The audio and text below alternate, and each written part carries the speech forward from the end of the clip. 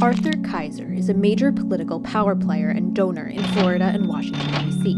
Along with his family, he runs his own colleges, including Florida-based Keiser University, one of the biggest college chains in the country, which receives billions from taxpayers. Keiser founded the school as a for-profit in 1977 with his mother, but he bought her out in 2003 and sold the school to a nonprofit organization he controls for many times the valuation he paid his mother. She has since sued him for theft and fraud. Today, he runs Keiser University and Everglades University with his wife. They leverage control of these nonprofit schools to benefit Southeastern College, a for-profit school they also own. But Southeastern has abysmal student outcomes. More than half the students are unable to pay a single dollar to reduce their student loan debt 3 years after graduating.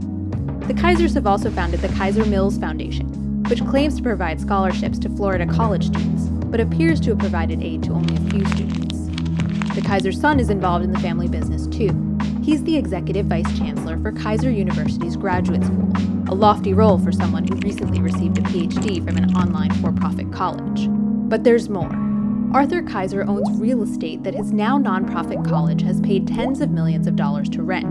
He has a stake in both the charter airplane the college uses and the Holiday Inn where employees stay. And Keiser Computers, a company that was run by his brother, also contracted with these nonprofit schools.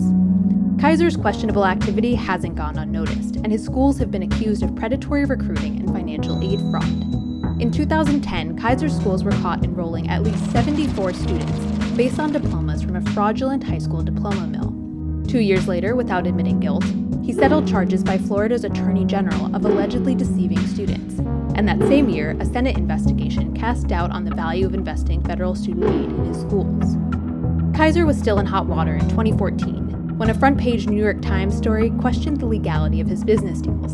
And in 2015, he paid $335,000 to settle charges of taxpayer fraud with the U.S. Department of Justice, again not admitting guilt in the case. Despite all this, Keiser was appointed by congressional Republicans to serve on the National Advisory Committee on Institutional Quality and Integrity in 2010. NASIKI is supposed to be the watchdog that ensures the nation's college accreditors are doing a good job protecting students from predatory schools.